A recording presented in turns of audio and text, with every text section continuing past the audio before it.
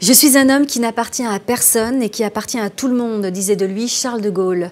Celui qui dépassait les clivages et dont bon nombre de responsables politiques se réclament est au cœur du dernier ouvrage de notre invité aujourd'hui. Alors il a été l'un des artisans de la campagne du non au traité de Maastricht en 1992 aux côtés de Philippe Séguin et Charles Pasqua avant de murmurer à l'oreille de Nicolas Sarkozy à l'Élysée. Et oui, il s'agit d'Henri Guénaud et il échange sur UPR TV avec François Asselineau. Amis, ennemis, qui que vous soyez les bienvenus.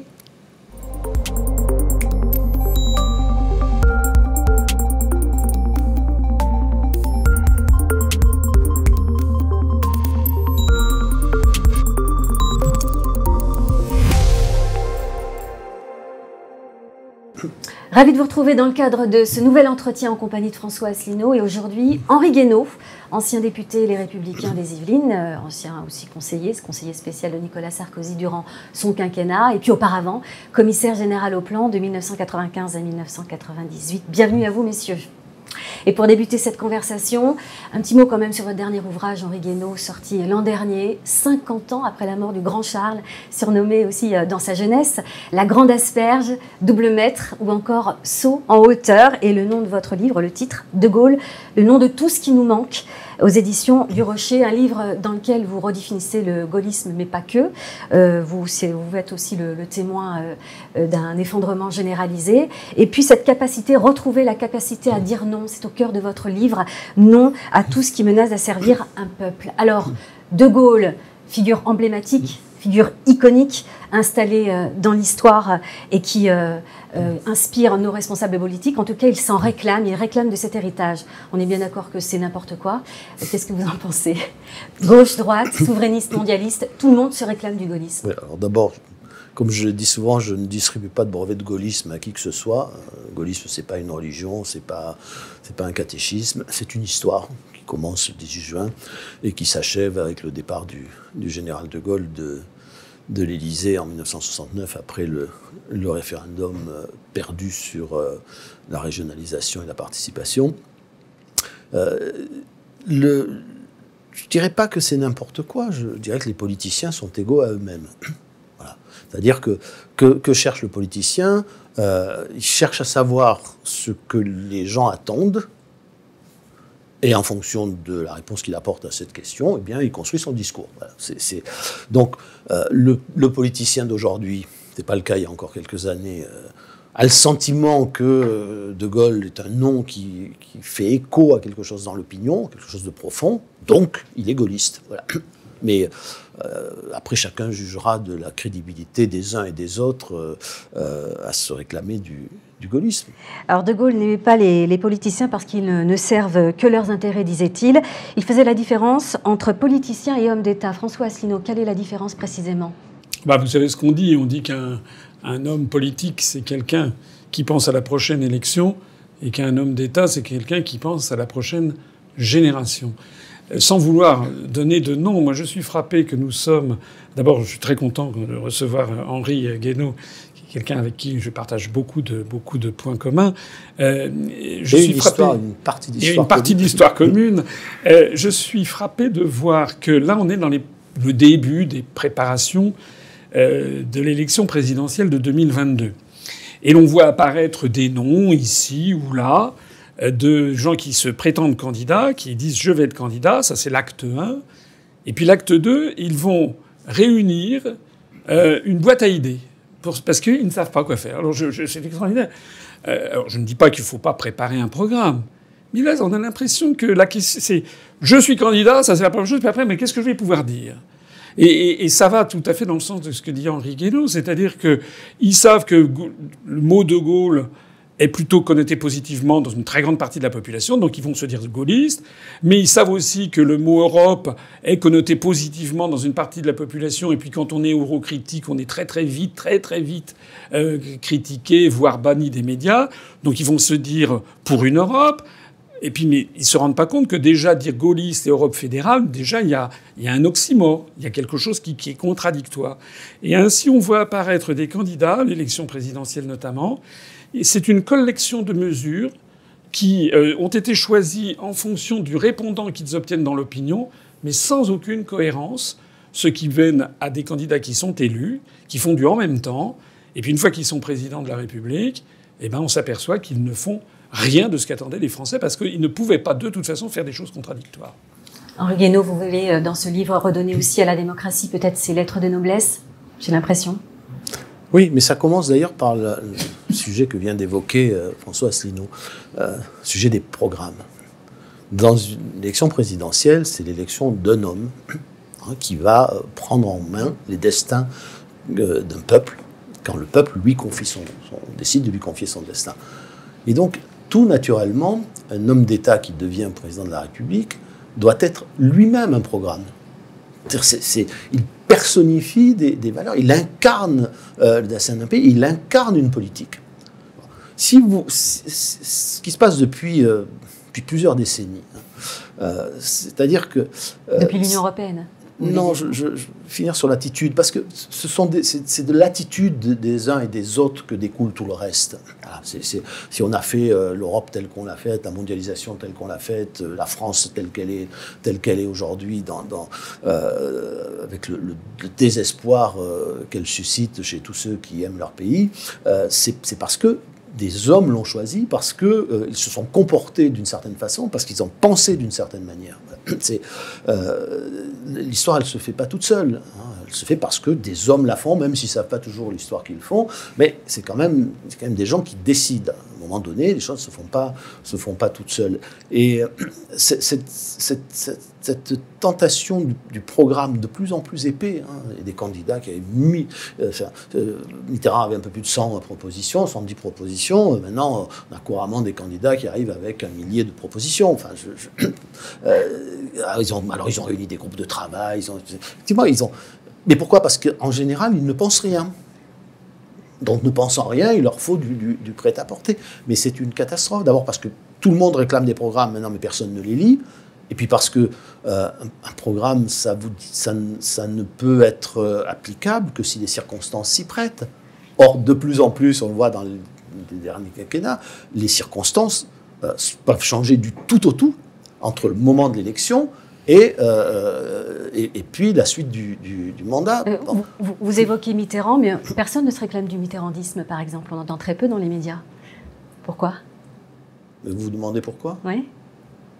Parce que le mitterrandisme, à part une habileté politicienne souvent extraordinaire, ça signifie quoi pour le destin de la France ? Ça signifie quel projet, quelle pensée, quel critère de décision. Si vous dites gaullisme et que vous réfléchissez un peu au regard de ce qu'a été l'histoire, vous avez une idée de ce que ça peut signifier comme mode de gouvernement, comme relation au pays, comme relation à son avenir, son destin. Si vous dites mitterrandisme... il a choisi un virage libéral et aujourd'hui... Non, mais il n'a pas choisi du virage libéral, il n'a rien choisi du tout. Il a évolué comme les calculs politiciens le faisaient évoluer à un moment donné. Il n'était pas plus libéral que socialiste, il venait d'ailleurs de l'extrême droite dans les années 30, il est passé par à peu près toutes les cases idéologiques possibles et imaginables, mais il n'a rien incarné théologique. Il s'est fait élire sur le programme commun, puis quand il a fallu faire le virage parce que la faillite était là, il a fait le virage, puis il aurait bien fait un autre virage si ça avait été nécessaire. Il n'y a peut-être qu'une seule constante chez lui, c'était son rapport à l'Europe, qui a été celui de beaucoup de gens qui ont vécu les années 30, la guerre, etc., et qui pensaient que l'Europe, ça pouvait être la paix, et surtout qu'il ne fallait pas laisser l'Allemagne partir toute seule, vivre sa vie, que ça, c'était dangereux. Ça a été peut-être le seul fil directeur de sa vie, à tort ou à raison. Mais à part ça, Mitterrand n'a rien incarné dans l'idéologie. Vous êtes d'accord, François Asselineau ? Globalement, oui. Je dirais que De Gaulle, c'est plus qu'un homme d'État. C'est une des grandes figures de l'histoire de France.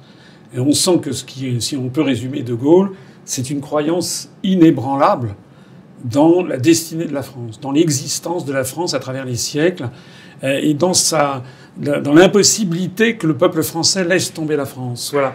Même si la France apparaît, comme de nombreuses reprises dans notre histoire, au fond du trou, et la flamme de la résistance ne doit pas s'éteindre, elle ne s'éteindra pas. C'est une de ses phrases fétiches.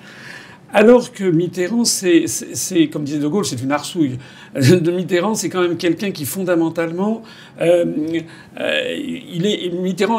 Gaulle, il est pour la France, Mitterrand, il est pour Mitterrand. C'est-à-dire que Mitterrand, s'il faut être européen, il va être européen.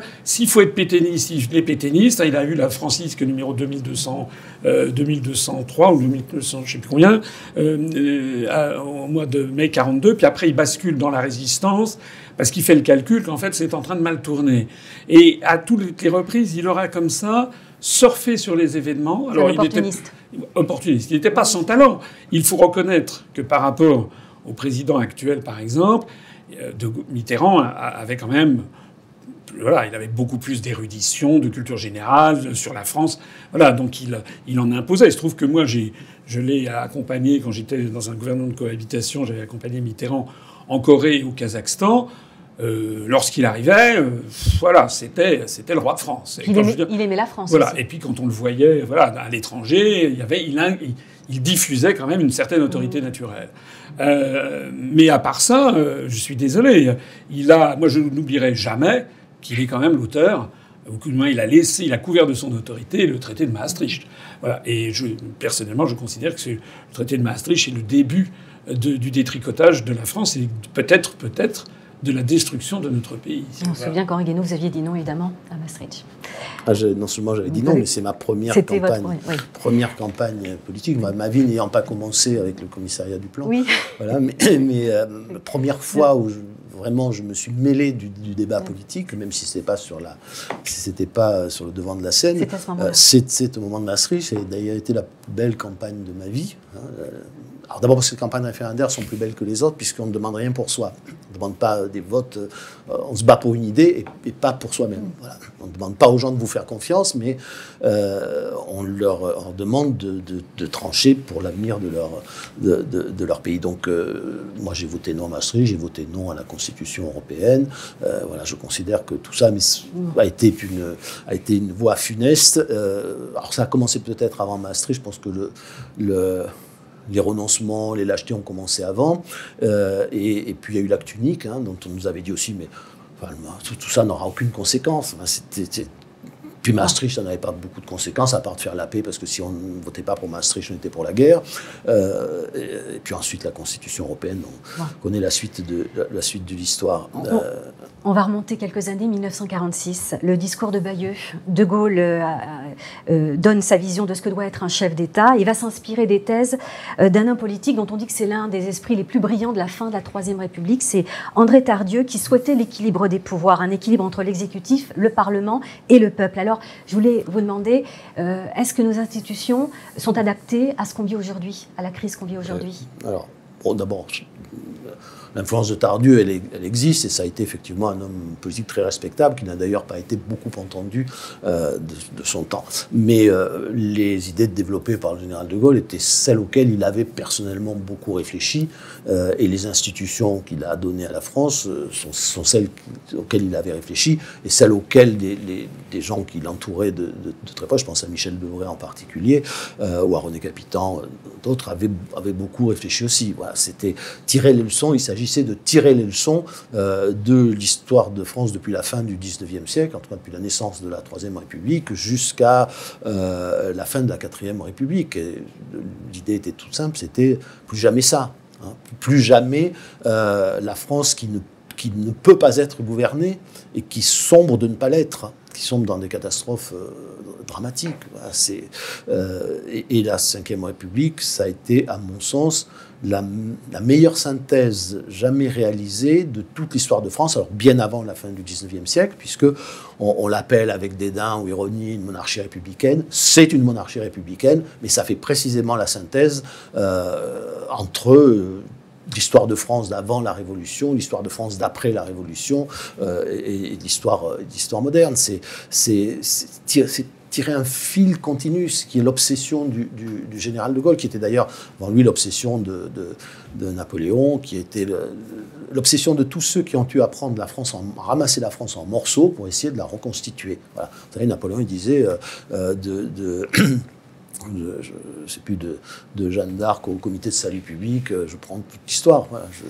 c'est assumer toute l'histoire de France, parce qu'on assume toute la France, et la traduire dans les institutions, ça a été l'un des grands apports du général de Gaulle. Je pense qu'aujourd'hui, il y a un vent de folie souffle sur les opinions, l'opinion éclairée de notre pays, consiste à dire, mais comprenez, c'est tellement vieux. Vous vous rendez compte, 58, 62 pour l'élection du président de la République au suffrage universel, mais la Constitution américaine, elle date de la fin du XVIIIe siècle. Alors certes, il y a eu des amendements, mais cette idée qu'il faut changer de Constitution tous les 20 ans, 30 ans, est une idée totalement absurde, et qui nous conduit d'ailleurs à la situation où nous sommes, parce que nous l'avons beaucoup abîmée dans les décennies récentes. François Asselineau. Extrêmement d'accord avec tout ce que vient de dire Henri Guénaud. Il y a dans les dirigeants français, dans ces prétendues élites actuelles, notamment dans le monde politique, mais aussi médiatique, fondamentalement deux erreurs. D'abord, une ignorance très grande de l'histoire de France. Et deuxièmement, une autre erreur qui est que l'herbe est toujours plus verte à côté et qu'il faut s'inspirer de tel ou tel modèle. Bon, alors actuellement, par exemple, il n'y a lieu que pour la décentralisation, acte 2, acte 3, acte 4. On est en train d'hétérogénéiser le pays de façon délibérée, avec des situations qui deviennent désormais... Il y a même des droits à l'expérimentation. Mais ce qu'il faut comprendre, c'est que, et ça remonte à loin, ça remonte quasiment aux Gaulois, le peuple français est un peuple qui a une soif d'égalité. Il y avait, comment dirais-je, c'était, je crois, Chateaubriand qui disait, après l'histoire de la Révolution, en fait, les Français se fichent pas mal de la liberté, l'égalité seule est leur idole. Les Français, c'est d'abord un peuple qui a besoin de l'égalité, d'une certaine forme d'égalité, au plus haut niveau, parce que chaque Français espère avoir son petit avantage dans son coin, mais une égalité globale, et il attend de l'État, et ça remonte à Saint-Louis, que l'État soit régulateur et assure la justice. Voilà. C'est-à-dire que l'idée que l'on va avoir, par exemple, à l'américaine, des provinces, des régions qui auront des lois, des dimensions différentes, c'est exactement revenir à la fin de l'Ancien Régime. Et ce qu'a fait la Révolution française, c'était aller dans le sens de ce que souhaitaient les Français, d'ailleurs. C'est d'ailleurs pour ça que la Révolution française a fini par triompher de l'Ancien Régime, avec des soubresauts tout au long du XIXe siècle. C'était que ça correspondait à cette soif d'égalité. Et je trouve qu'il y a actuellement une grande ignorance dans la part de nos élites, de croire qu'il va falloir imiter, par exemple, l'Allemagne avec ses Länder, mais qu'elle n'a pas du tout la même histoire, ou l'Italie, ou les États-Unis. Regardez l'affaire des... Là, je suis aussi d'accord tout à fait avec Henri Guénaud, c'est que en Angleterre, l'Angleterre est fondée sur des traditions qui remontent parfois... Enfin, le discours de la reine, ou le type qui arrive avec la masse à Westminster, mais ça remonte à 8 siècles. Et ce qui est très important, je connais bien le Japon aussi, le Japon, c'est une monarchie qui a plus de 2000 ans d'âge. Et la modernité s'appuie tout à fait sur une tradition parce que c'est une espèce de fil continu qui rappelle ce beau proverbe africain qui dit « Si tu ne sais pas où tu vas, regarde d'où tu viens ». On a un problème avec la tradition, oui, alors. En France, on a l'impression qu'il y a une espèce de volonté systématique. On va tout changer, on va tout modifier, c'est jamais bien, etc. Donc ça donne une espèce d'insécurité presque civilisationnelle. Et un des drames de la France aujourd'hui, c'est que beaucoup de Français ne se retrouvent plus dans la France. Et beaucoup de Français d'origine étrangère.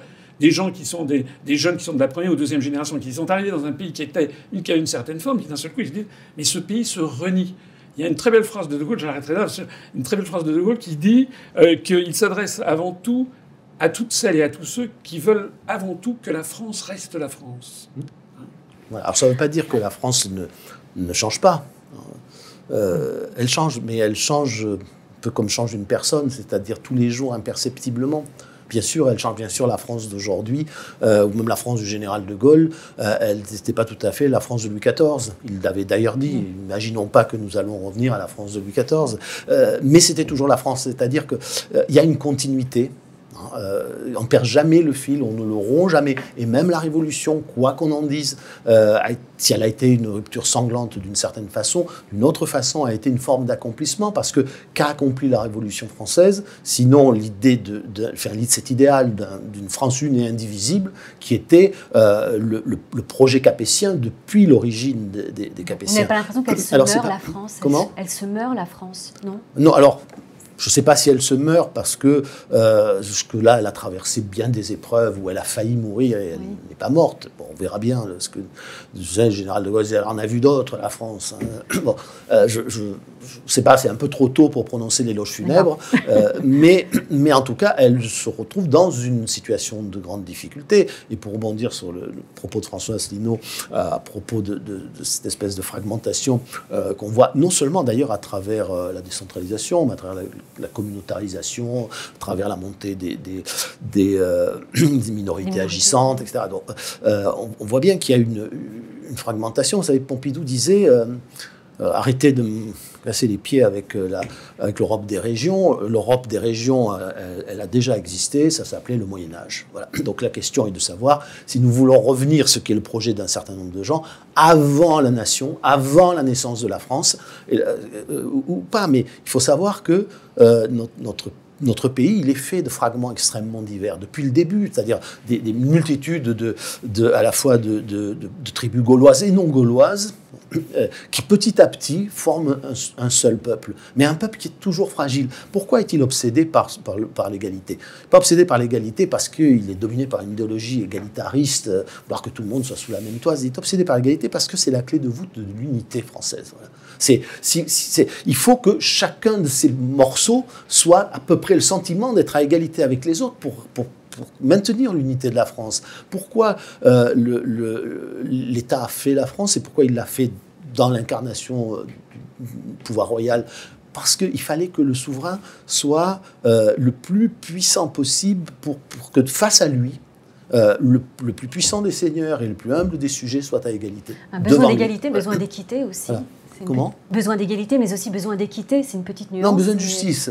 Oui. Besoin de justice, c'est-à-dire le sentiment que chacun est traité de la même manière, avec la même dignité, avec la même considération, qu'il a les mêmes droits et les mêmes devoirs.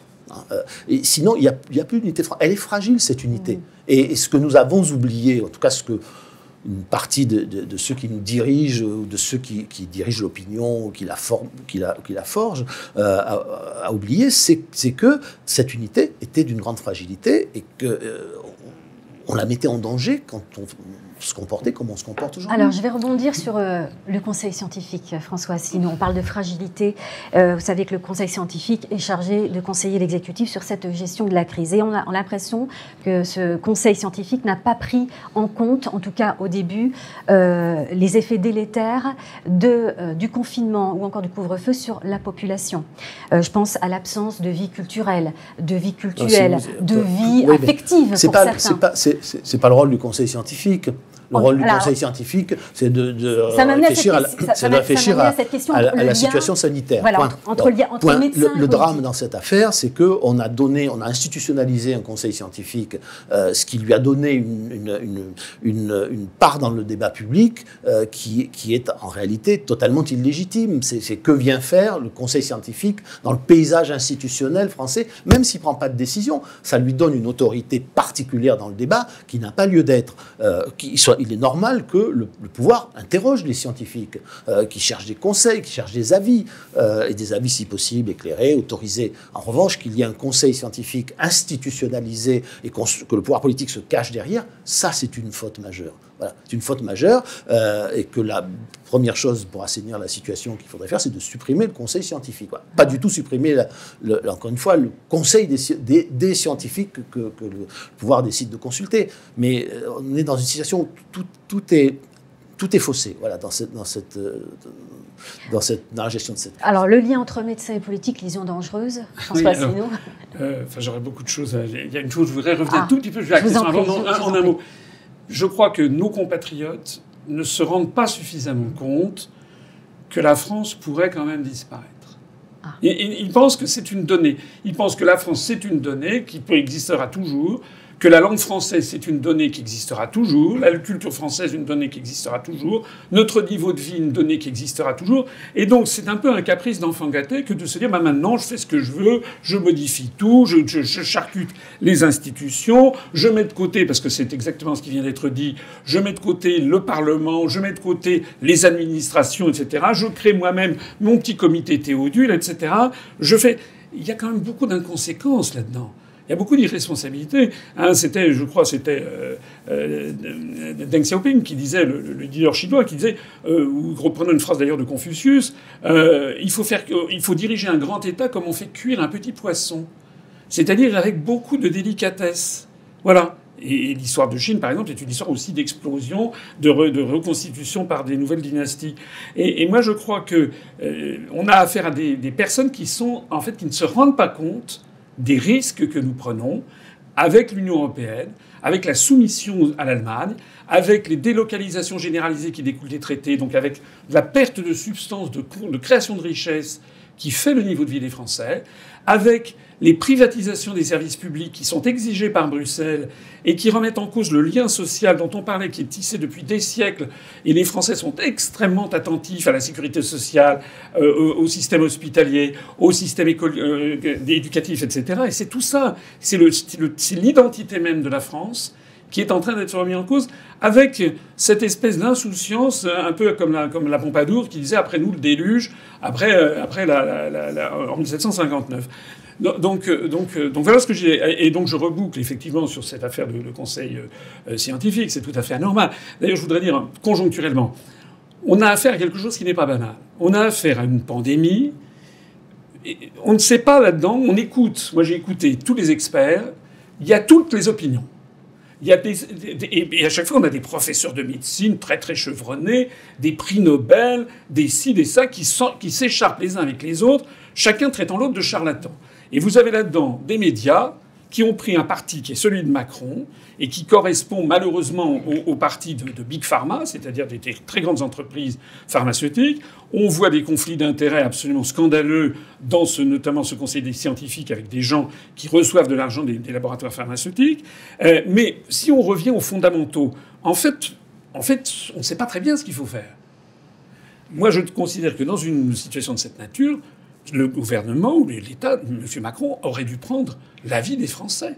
Par exemple, sur ce confinement, est-ce que les Français sont pour ou contre le reconfinement ? À un moment donné, quand on ne sait plus ce qu'il faut faire, il faut revenir au peuple. Voilà ce que je pense. Très bien, alors on va continuer. Juste un petit bémol, c'est que il y a des situations où la majorité n'a pas forcément raison. Je veux dire par là que quand il s'agit d'enfermer toute la population, je ne suis pas sûr d'être prêt à reconnaître la légitimité de la majorité pour m'enfermer. Voilà, je veux dire, il faut qu'on me convainque moi aussi, c'est-à-dire ce que je reproche aussi à ce gouvernement, aux autorités sanitaires aussi, c'est que on ne prend même plus la peine d'argumenter. On ne prend plus la peine d'essayer de convaincre les citoyens que c'est mieux pour eux de renoncer à des libertés absolument fondamentales. Les autorités ont fait preuve d'autoritarisme. D'autoritarisme, d'infantilisation, on traite les gens comme des enfants et des esclaves. Bien, moi, j'appartiens à un pays de citoyens libres. Je suis un citoyen, je suis libre, je suis doué de toutes mes facultés et je veux qu'on me parle comme à quelqu'un doué de toutes ses facultés et comme un citoyen. Voilà. Et ça, c'est la première des choses. C'est ma seule petite divergence sur la fin de votre démonstration. Et je n'ai pas envie de demander à mon voisin ou à mes deux voisins si je dois être enfermé. Je essayer de me convaincre. C'est vrai, mais il y a des processus sociaux, des dynamiques sociales. Le premier confinement, il y avait 90% des gens qui étaient pour. Aujourd'hui, d'après les sondages, on ne sait plus très bien où est-ce qu'on en est. Donc ça veut dire qu'il faut de toute façon revenir au minimum devant le Parlement. Parce que le Parlement a été complètement mis de côté dans cette affaire. Bon, moi, ce que je trouve aussi, c'est qu'on est confronté aux résultats.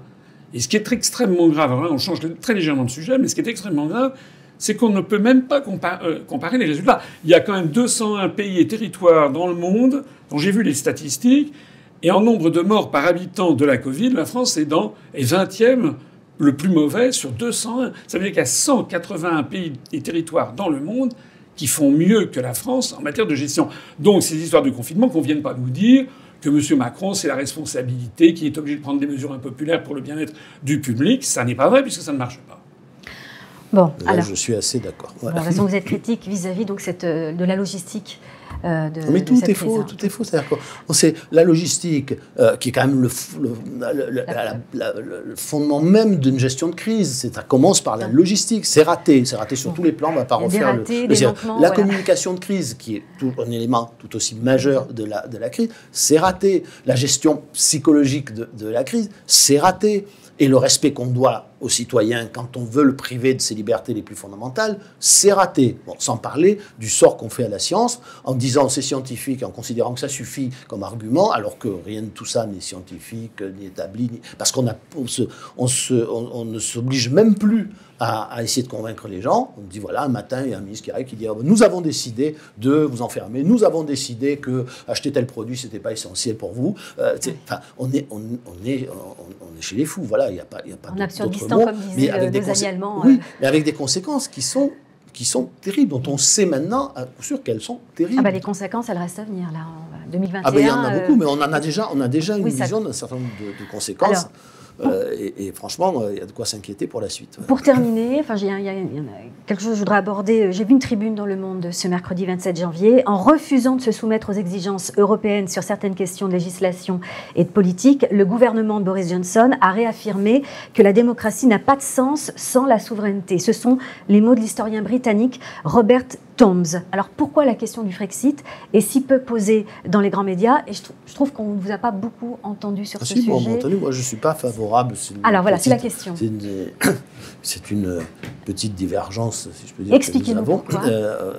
Bien, tout simplement parce que la France, elle est dans l'euro et que je pense pour ma part que sortir de l'euro à froid, brutalement annoncer que la France quitte l'euro, nous amène vers un cataclysme non pas européen, mais mondial. Et que moi, je ne veux pas prendre la responsabilité morale d'autant de souffrances, même si je considère que l'euro a été une mauvaise idée, qu'il a produit des effets très négatifs. Vous savez, l'histoire, ça ne s'écrit pas sur une page blanche. Pompidou disait ça aussi. Le pays n'est pas une page blanche. L'Europe, ce n'est pas une page blanche. Notre histoire n'est pas une page blanche. Et bien, il faut essayer de trouver des solutions tout en sachant qu'on ne peut pas effacer d'un coup le Ça fait quelques années qu'on essaie de trouver des solutions, non? Non, je crois qu'on n'a pas essayé. Voilà, je crois que vraiment on n'a pas essayé. Je crois que tout le monde a cédé. Là, je vais rejoindre François Asselineau. Je pense que tout le monde a cédé par lâcheté, par incompétence, ce que vous voulez, parce qu'il y a eu beaucoup de politiciens. Puis il y avait des gens aussi convaincus. Hein, tout le monde n'a pas les mêmes idées, mais je pense qu'on n'a pas cherché. Voilà. De Gaulle, il cherchait tous les jours comment, dans le monde, comme il disait, dans le monde tel qu'il est parmi les autres, tels qu'ils sont, comment arriver à maintenir la France sur la scène du monde, à maintenir la France tout court et à faire en sorte qu'elle garde la maîtrise de son destin. Tous les jours. Alors, la question de l'euro, François Asselineau. Alors, je suis même sûr qu'Henri Guénaud est favorable au Brexit. Ah oui, moi j'ai été très favorable au Brexit. Très favorable. Je trouve que c'est le droit imprescriptible du peuple britannique que de choisir son destin. Bon, je pense. Vous êtes souverainiste, on est bien d'accord. Non, j'aime pas ce mot. Ah, je déteste ce mot. Voilà. Ah, vous l'aimez pas? Pourquoi d'ailleurs? J'aime pas ce mot parce que souverainiste, ça veut dire qu'on privilégie le cadre sur le contenu, ou le contenant sur le contenu. C'est-à-dire que le général de Gaulle ne commence pas ses mémoires en disant toute ma vie, je me suis fait une certaine idée de la souveraineté de la France. Il dit toute ma vie, je me suis fait une certaine idée de la France. Voilà. Et la souveraineté, c'est bien, ça permet d'accomplir l'idée qu'on se fait de la France, mais si jamais cette idée est mauvaise, je ne vais pas l'accepter sous prétexte qu'elle est le produit de la souveraineté. Si on avait fait voter les Français en juillet ou juin 1940, ils auraient voté pour le maréchal Pétain. Et bien, malgré ça, le général de Gaulle, il va à Londres. J'ai envie d'entendre François Asselineau sur cette question. Pourquoi d'abord vous n'aimez pas le mot souverainiste? J'aime pas le mot souverainiste parce que, d'abord, dans la langue française, de façon générale, c'est pas toujours une façon générale, les mots en iste ou en isme sont péjoratifs. Voilà. Ou traduisent une idéologie. le marxisme, le communisme, le libéralisme, etc. Bon, le gaullisme, bon. D'ailleurs, on fait la différence entre gaulliste et gaulien. Hein, c'est pas la même chose. Le deuxième point, c'est que ça revient tout particulièrement là, en l'espèce, à relativiser un absolu. La souveraineté nationale, moi je considère que c'est un absolu. C'est-à-dire que la souveraineté, elle existe de toute façon. Si un peuple est transformé en esclave, il garde quand même sa souveraineté. Celle de se révolter. Voilà. Comment ? Celle de se révolter. Voilà, celle de se révolter. Donc la souveraineté, de toute façon, c'est un absolu. Et c'est comme la liberté, si vous voulez. Imaginez que vous ayez un parti libertiste. C'est-à-dire un parti qui serait pour la liberté. Les gens se réécriraient en disant « mais tout le monde est pour la liberté ». Ça reviendrait à relativiser un absolu. Ça veut dire que s'il y a un parti qui est pour la liberté, il serait logique qu'il y ait un parti qui soit pour l'esclavage. Voilà. Et bien c'est la même chose. C'est ça que je n'aime pas pour le mot souverainisme. Et la troisième raison, c'est une raison un petit peu historique, c'est que c'est un mot d'origine québécoise. Alors j'adore les Québécois, mais force est de constater que ça n'a mené nulle part. Voilà. Donc moi, ce que je n'aime pas dans ce mot souverainiste, c'est que c'est un mot un petit peu qui arrondit les angles, qui n'est pas très clair, et qui me fait penser à ce bon mot aussi de De Gaulle qui parlait en parlant des gens qui étaient pour l'Europe. Ils ne savent pas ce qu'ils veulent, ils ne veulent pas ce qu'ils savent. Moi, je pense qu'il faut avoir les idées claires. Je pense que, nous, en tout cas, à l'UPR, on s'appelle nous-mêmes un parti de libération nationale. Imaginez que, par exemple, je ne sais pas moi, les Vietnamiens, au moment qu'ils luttaient pour l'indépendance contre la France, se seraient dit souverainistes. Non, ils n'étaient pas souverainistes. Ils étaient pour la libération nationale du Vietnam, de la même façon en Algérie, les luttes pour la décolonisation. Maintenant, répondre à la question sur l'euro, parce que ça m'intéresse. Alors, sur l'euro, ben là, on a une petite divergence. On a une demi-divergence parce que dans le programme de l'UPR, dans le programme présidentiel que j'avais présenté, j'avais bien précisé que dans l'hypothèse où j'étais élu, la première chose qu'il faudrait faire, ce sont quand même un référendum. Parce qu'il y a, ça a été introduit dans la Constitution française, un alinéa notamment qui est l'article 88 alinéa 1, qui prévoit que la France appartient à l'Union européenne. Bon. Donc, si on veut aller faire les choses, comme je le souhaite, parce que je suis un amateur de droit, enfin, pas seulement un amateur, parce que je pense que c'est ce qui sépare la barbarie et la civilisation, c'est le respect du droit. Vous êtes un professionnel, même. Non, mais mais ce que je veux, c'est vraiment donc la première chose qu'il faudra faire, c'est consulter les Français pour savoir s'ils veulent bien, s'ils sont bien d'accord pour supprimer cet article 88 alinéa 1. Donc, de toute façon, il y aura quand même un débat qui se nouera après une élection. Bon, ça, je pense que c'est un point quand même important. S'agissant de l'euro, je sais que Henri Guénaud pense comme moi, comme d'ailleurs beaucoup d'économistes, c'est que de toute façon c'est une catastrophe, de toute façon ça n'est pas viable, et de toute façon ça finira par exploser. Et plus on attendra, plus l'explosion sera générale. Voilà ce que je pense. Et j'ai fait d'ailleurs il y a longtemps, il y a plusieurs années, une conférence sur justement la tragédie de l'euro, où j'ai montré que depuis des siècles, lorsqu'il y a des monnaies plurinationales, qui sont en général des monnaies de nature coloniale, parce qu'elles sont toujours un petit peu, que ce soit le réal espagnol dans toute l'Amérique latine, que ce soit le kourouch de l'Empire ottoman dans toute l'Empire ottoman, que ce soit le rouble soviétique, ce sont des monnaies plurinationales qui sont en fait des monnaies d'occupation. Et toute l'histoire monétaire du monde, sans exception, a montré que lorsque des peuples reprennent leur souveraineté nationale, ils recréent leur propre monnaie. C'est absolument indissociable pour des problèmes. C'est pas des problèmes de symboles ou de nostalgie comme les gens pourraient le penser. Ce sont des problèmes fondamentaux parce que si vous n'avez pas votre monnaie, vous n'êtes pas maître de votre politique. Cette conférence dont vous parlez, elle est toujours sur Internet. Oui, ça s'appelle la tragédie de l'euro. D'ailleurs, un des derniers exemples, c'est actuellement le franc CFA, qui est une monnaie post-coloniale et qui, je pense, je suis logique avec moi-même, finira un jour par se désagréger au fur et à mesure où les pays d'Afrique, prenant de plus en plus leur indépendance et leur souveraineté, réclameront d'avoir leur monnaie nationale. Et donc je pense que c'est de toute façon pour l'euro finira par éclater. Alors la question un petit peu qui nous oppose, c'est que moi je pense qu'il vaut mieux faire quelque chose en bonne intelligence avec ses partenaires, à froid. Et Henri, je ne crois pas travestir sa pensée, dit que ça n'est pas possible, que ça arrivera à chaud et plus tard, mais qu'il ne veut pas risquer de prendre la Qu'est-ce qu'on peut faire alors ? Quelle est l'alternative ? reviens un instant là-dessus, c'est que je pense que dès lors que la France annoncerait qu'elle sort de l'euro, ça veut dire la disparition, la destruction de la deuxième monnaie du monde. Je pense que l'état actuel du système financier mondial fait qu'il y aura un cataclysme financier. Bon, alors on peut l'accepter en disant ce sera pire plus tard. C'est la thèse de François Asselineau. Enfin, lui pense qu'il n'y aura pas de cataclysme. Mais, voilà. Moi, je pense qu'il n'y aura justement pas de cataclysme. Moi, je pense que oui. Autant j'ai défendu l'idée qu'il n'y aurait pas de cataclysme pour le Brexit. Hein. D'ailleurs, c'est ce qui s'est passé. Après, il me semble qu'il y a beaucoup de choses à faire. On n'est pas obligé de passer sans arrêt par les fourches codines des critères de Maastricht. On n'est pas obligé, parce que précisément, on reste quand même, on reste souverain. On n'est pas obligé d'accepter, et peut-être faut-il changer la Constitution, que les directives européennes ou les conventions internationales Vous pensez que c'est possible ? Soit super. Vous pensez que c'est possible ? C'est possible. Vous faites campagne là-dessus, puis vous faites un référendum et vous le mettez dans la Constitution. Vous dites que la loi française, elle est supérieure. Elle est supérieure. C'est plutôt que la dernière expression du législateur est celle qui l'emporte. Parce que quand le législateur il ratifie un traité, c'est la dernière expression de la volonté du législateur. Voilà.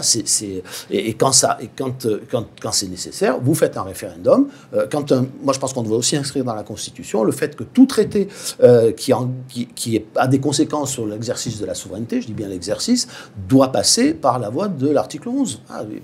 Par les référendums. C'est le référendum qui doit trancher cette question. Vous amenez sur l'euro.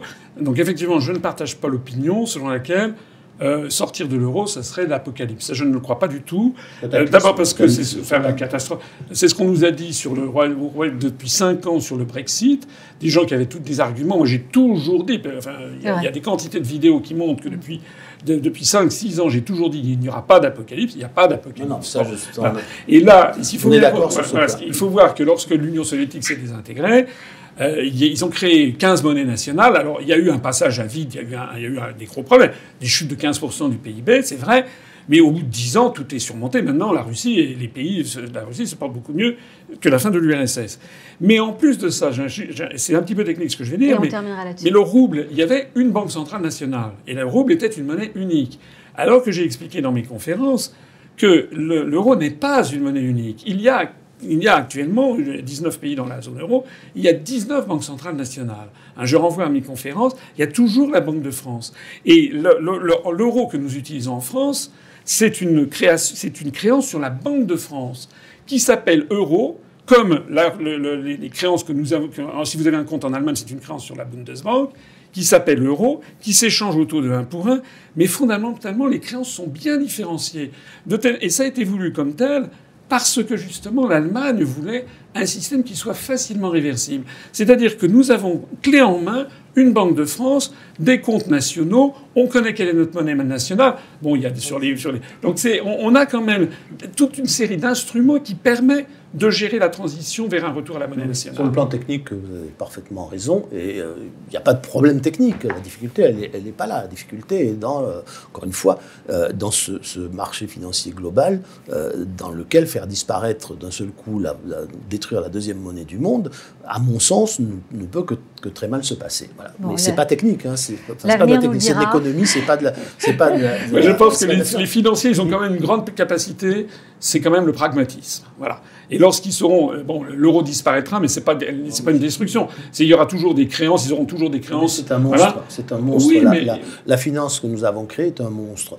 Et ce monstre peut dévorer tout le monde, y compris les financiers, d'ailleurs, qui ne maîtrisent pas le monstre. Financiers, on va tous se faire bouffer. C'est quoi l'histoire ? Mais on a créé beaucoup de monstres qui vont finir par nous dévorer. Ça va finir... Le monde peut-être, l'Occident avec certitude. On a créé le monstre de la judiciarisation tous azimuts, on a créé le monstre de la finance, le monstre de la mondialisation. Si on laisse le monstre des minorités agissantes, eh bien tous ces monstres ils vont finir par nous dévorer. C'est ça la question politique majeure aujourd'hui. Est-ce que nous avons bien conscience des monstres que nous avons fait naître, que nous avons nourris, et est-ce que nous sommes décidés à nous laisser dévorer par ces monstres ? C'est la question politique fondamentale. Elle est de l'ordre de la civilisation et pas de l'ordre de la politique ordinaire. Voilà. Alors pour terminer, véritablement. La politique, c'est fini pour vous? C'est une histoire ancienne? Vous allez poursuivre? Non, moi, je ne dis jamais ça. J'ai vu trop de gens dire ça un jour et puis 2 ans plus tard venir expliquer. Vous avez toujours des contacts avec vos amis républicains, tout ça? J'ai des contacts avec certains. Certains sont mes amis, d'autres moins. Voilà.